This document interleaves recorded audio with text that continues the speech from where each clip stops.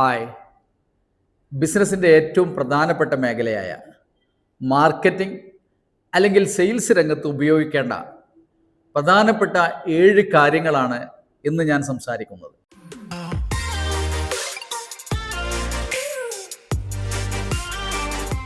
Hi, ഞാൻ KKM Kondotty, ഒരു professional ട്രെയിനറാണ്, business കോച്ചാണ്, അതോടൊപ്പം ഒരു ഓൺട്രപ്രണറുമാണ്. 7 key result areas in selling എന്ന് പറഞ്ഞാൽ നമ്മുടെ ബിസിനസ്സിൽ, മാർക്കറ്റിങ്ങിൽ അല്ലെങ്കിൽ സെയിൽസിൽ ഉപയോഗിക്കേണ്ട ഏറ്റവും പ്രധാനപ്പെട്ട 7 കാര്യങ്ങളാണ് ഇന്നത്തെ നമ്മുടെ ചർച്ചാ വിഷയം. അതിൽ ഒന്നാമത്തേത് പ്രോസ്പെക്റ്റിംഗ് ആണ്. എന്ന് പറഞ്ഞാൽ നമ്മുടെ പ്രൊഡക്റ്റുകൾ അല്ലെങ്കിൽ നമ്മുടെ സർവീസ് മാർക്കറ്റ് ചെയ്യുന്നതിനാവശ്യമായ ആളുകളെ കണ്ടെത്തുക എന്നുള്ളതാണ്. ഏത് തരം പ്രോഡക്റ്റ് ആണെങ്കിലും ഏത് തരം സർവീസ് ആണെങ്കിലും നമ്മൾ ടാർഗറ്റ് ചെയ്യേണ്ട ഒരു വിഭാഗം ഉണ്ടാകും. ആ വിഭാഗത്തെ ടാർഗറ്റ് ചെയ്തുകൊണ്ട് നമ്മുടെ പ്രോഡക്റ്റ് ആവശ്യമുള്ള, സർവീസ് ആവശ്യമുള്ള ആളുകളെ കണ്ടെത്തുക എന്നുള്ളതാണ്. അതിന് വ്യത്യസ്ത മേഖലകൾ നമുക്ക് ഉപയോഗിക്കാൻ. ഇന്നത്തെ കാലത്ത് ആധുനിക യുഗത്തിൽ ഏറ്റവും കൂടുതൽ ഉപയോഗിക്കുന്നത് ഡിജിറ്റൽ മാർക്കറ്റിംഗ് ആണ്. ആ ഡിജിറ്റൽ മാർക്കറ്റിങ്ങിലൂടെ നമുക്ക് കിട്ടുന്ന ലീഡ്സ് വിളിച്ച് അവരെ പ്രോസ്പെക്റ്റ് ആക്കുകയും അവരെ നേരിട്ട് കണ്ട് മാർക്കറ്റ് ചെയ്യുകയും ചെയ്യുന്ന രീതിയാണ്. അപ്പോൾ പ്രോസ്പെക്റ്റിംഗ് ആണ് എന്ന് പറഞ്ഞാൽ നമ്മുടെ പ്രോഡക്റ്റ്, സർവീസ് മാർക്കറ്റ് ചെയ്യേണ്ട ആളുകളെ കണ്ടെത്തുക എന്നുള്ളതാണ്. രണ്ടാമത്തേത് എസ്റ്റാബ്ലിഷിംഗ് റാപ്പോ ആൻഡ് ട്രസ്റ്റ് എന്നുള്ളതാണ്. ആദ്യം നമ്മൾ കസ്റ്റമേഴ്സിനെ കണ്ടെത്തി അല്ലെങ്കിൽ അവർ പ്രോസ്പെക്റ്റിനെ കണ്ടെത്തി ആ പ്രോസ്പെക്റ്റുമായി കൃത്യമായ റാപ്പോ ബിൽഡ് ചെയ്യുക, അതുപോലെ തന്നെ അവരിൽ ഒരു വിശ്വാസം സൃഷ്ടിക്കുക എന്നുള്ളതാണ് സെയിൽസ്മാൻ്റെ അല്ലെങ്കിൽ വിൽപ്പന നടത്തുന്ന ആളുടെ രണ്ടാമത്തെ ദൗത്യം എന്ന് പറയുന്നത്. എന്ന് പറഞ്ഞാൽ നിങ്ങളൊരു പ്രോസ്പെക്റ്റിനെ കണ്ടെത്തി കഴിഞ്ഞാൽ അവരുമായി ഏതെല്ലാം രീതിയിൽ നിങ്ങൾക്ക് ബന്ധപ്പെടാമെന്ന് അന്വേഷിക്കുകയും ആ രീതിയിലൊക്കെ നിങ്ങൾ ബന്ധപ്പെടുകയും അവരുമായി ഒരു റാപ്പോ ബിൽഡ് ചെയ്യുക എന്ന് പറഞ്ഞാൽ ഒരു കാണാച്ചരടിലൂടെയുള്ള ഒരു ബന്ധം അവരുമായി സൃഷ്ടിക്കുക എന്നുള്ളതാണ് നമ്മുടെ വിൽപ്പനയുടെ ആദ്യപടി. അതോടൊപ്പം ആ പ്രോസ്പെക്റ്റിന് നമ്മളിലും നമ്മുടെ പ്രോഡക്റ്റിലും നമ്മുടെ സ്ഥാപനത്തിലുമൊക്കെ ഒരു വിശ്വാസം സൃഷ്ടിക്കാനും നിങ്ങൾക്ക് കഴിയണം. അപ്പോൾ മാത്രമേ രണ്ടാമത്തെ സ്റ്റെപ്പിൽ നിങ്ങൾ വിജയിക്കുന്നുള്ളൂ. മൂന്നാമത്തേത് ഐഡൻറ്റിഫൈങ് നീഡ്സ് ആക്യുറേറ്റ്ലി എന്നുള്ളതാണ്.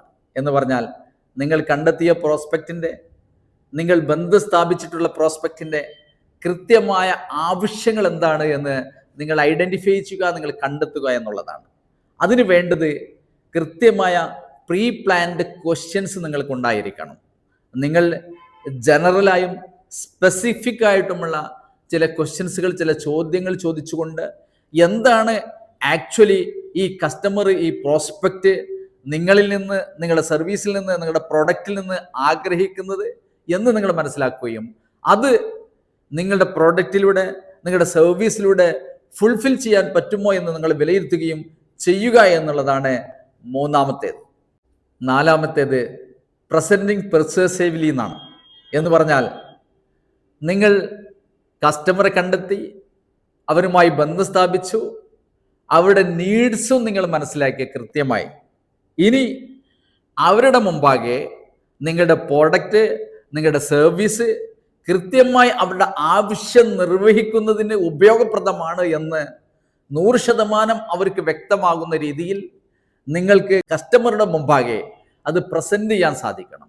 അങ്ങനെ കൃത്യമായി നിങ്ങളുടെ പ്രോഡക്റ്റിൻ്റെ അതല്ലെങ്കിൽ നിങ്ങളുടെ സർവീസിൻ്റെ ഗുണങ്ങളും അതോടൊപ്പം നിങ്ങളുടെ ഈ പ്രോഡക്റ്റ്, സർവീസ് ഈ കസ്റ്റമറുടെ ആവശ്യങ്ങളെ എങ്ങനെ നിവർത്തിക്കുന്നു എന്നും കൃത്യമായി അവരുടെ മുന്നിൽ നിങ്ങൾ പ്രസന്റ് ചെയ്യാൻ സാധിച്ചാൽ നിങ്ങൾ പകുതിയിലേറെ വിജയിച്ചു എന്നുള്ളതാണ്. അപ്പോൾ കൃത്യമായിട്ട് മനസ്സിലാക്കുക, കസ്റ്റമറെ കണ്ടെത്തിയാലും ഐഡന്റിഫൈ ചെയ്താലും അവരെ റാപ്പോ ബിൽഡ് ചെയ്ത് കഴിഞ്ഞാലും ഏറ്റവും പ്രധാനപ്പെട്ട കാര്യമാണ് ആ കസ്റ്റമറുടെ മുന്നിൽ കസ്റ്റമർ ഇഷ്ടപ്പെടുന്ന രീതിയിൽ വളരെ ഭംഗിയായി നിങ്ങളുടെ വേർബൽ കമ്മ്യൂണിക്കേഷനിലൂടെയും നിങ്ങളുടെ ബോഡി ലാംഗ്വേജിലൂടെയും അതുപോലെ തന്നെ നിങ്ങൾക്ക് കൃത്യമായി ഈ പ്രൊഡക്റ്റ് അതല്ലെങ്കിൽ ഈ ഒബ്ജക്റ്റ് അതല്ലെങ്കിൽ നിങ്ങളുടെ ഈ സർവീസ് അവിടെ മുന്നിൽ അവതരിപ്പിക്കാൻ നിങ്ങൾക്ക് കഴിയുമ്പോഴാണ് നിങ്ങൾ കൃത്യമായിട്ടും ആ നാലാമത്തെ സ്റ്റെപ്പിൽ വിജയിക്കുന്നത്. അഞ്ചാമത്തേത് ആൻസറിങ് ഒബ്ജക്ഷൻസ് എഫക്റ്റീവ്ലി എന്നുള്ളതാണ്. എന്ന് പറയുമ്പോൾ ഏതൊരു കസ്റ്റമറെ നിങ്ങൾ മീറ്റ് ചെയ്യാൻ പോയാലും, നിങ്ങൾ എത്ര ഭംഗിയായിട്ട് പ്രസന്റ് ചെയ്താലും അവിടെ ഒബ്ജക്ഷൻസ് ഉണ്ടാകും, അനദർ ക്വസ്റ്റ്യൻസുകളും വന്നുകൊണ്ടേയിരിക്കും. ഈ ഒബ്ജക്ഷൻസിനെ ഒരു സെയിൽസ്മാൻ ഒരിക്കലും ഭയപ്പെടേണ്ടതില്ല. ആ ഒബ്ജക്ഷൻസ് ഒക്കെ നമുക്ക് ആ സെയിൽസ് ക്ലോസ് ചെയ്യുന്നതിലേക്ക് മുതൽക്കൂട്ടാക്കി മാറ്റാൻ കഴിയുക എന്നുള്ളതാണ് ഒരു സെയിൽസ്മാന്റെ ഏറ്റവും വലിയ കഴിവ് എന്ന് പറയുമ്പോൾ അവർ എന്തെല്ലാം കാരണങ്ങളാണോ ഈ പ്രൊഡക്റ്റ് അല്ലെങ്കിൽ ഈ സർവീസ് ഒബ്ജക്റ്റ് ചെയ്യാൻ വേണ്ടി പറയുന്നത്, ആ കാരണങ്ങളെല്ലാം കൃത്യമായി മനസ്സിലാക്കിക്കൊണ്ട് അതിനെ വളരെ പോസിറ്റീവായി എടുത്തുകൊണ്ട് ആ ഒബ്ജക്ഷൻസിനും ആ ചോദ്യങ്ങൾക്കുമെല്ലാം കൃത്യമായി ആൻസർ ചെയ്യുകയും അതെല്ലാം അവരുടെ സംശയങ്ങളെല്ലാം പരിഹരിക്കുന്ന രീതിയിലുള്ള ആൻസർ നിങ്ങൾക്ക് കൊടുക്കാൻ കഴിയുകയും ചെയ്യുമ്പോൾ അവർ ഒന്നുകൂടി ഈ വിൽപ്പന എന്ന് പറയുന്ന പ്രോസസ്സിലേക്ക് അടുത്തു വരികയാണ്. അതുകൊണ്ട് നിങ്ങൾ മനസ്സിലാക്കുക, കസ്റ്റമേഴ്സിന്റെ ഒബ്ജക്ഷൻസിനും അവരുന്നയിക്കുന്ന സംശയങ്ങൾക്കും ചോദ്യങ്ങൾക്കുമൊക്കെ കൃത്യമായ രീതിയിൽ, വളരെ ബോൾഡായ രീതിയിൽ, വളരെ പൊളൈറ്റ് ആയിക്കൊണ്ട് അവർക്ക് മറുപടി കൊടുക്കാൻ, അതിലൂടെ അവരെ കൺവിൻസ് ചെയ്യാനും നിങ്ങൾക്ക് സാധിക്കുമ്പോൾ ആ വിൽപ്പന നടക്കും, യാതൊരു സംശയവുമില്ല. ആറാമത്തേത് ക്ലോസിംഗ് ദ സെയിലാണ്. ഇത് സാധാരണഗതിയിൽ ഞാൻ പറയാറുണ്ട്, ഇത് വലിയ ഒരു കല തന്നെയാണ്. അത് കൃത്യമായി അറിഞ്ഞ് പഠിച്ച് വേണം ഒരു സെയിൽസ് പ്രോസസ്സിലേക്ക് നിങ്ങൾ കടക്കാൻ.